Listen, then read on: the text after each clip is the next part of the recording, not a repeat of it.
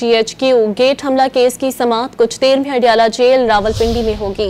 इंसदाद दहशतगर्दी अदालत के जज अमजद अली शाह अडियाला जेल पहुंच गए। शहरियार आफरीदी, शेख रशीद, राशा बशारत समेत दीगर मुल्जिमान भी अडियाला जेल पहुंच गए हैं। मजीद जानते हैं डॉन न्यूज के नुमाइंदे ताहिर नसीर से। जी ताहिर, बताइएगा, समाअत कुछ देर में ही शुरू होने वाली है और कौन कौन पहुंच रहा है वहां पर?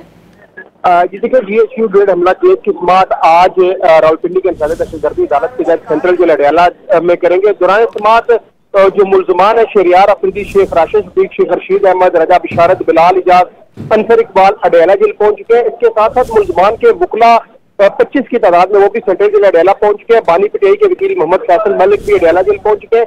इंसदाद दहशतगर्दी अदालत के जज अमजद अली शाह जो है वो इस केस की समाअत करेंगे। Special public prosecutor Zaheer Shah और नवीद मलिक लीगल टीम के हमरा भी अडियाला जेल पहुंच चुके हैं और कुछ देर बाद इस केस की समाअत शुरू होगी। जी, तफसीलात से ताहिर नसीर आगाह कर रहे थे, शुक्रिया।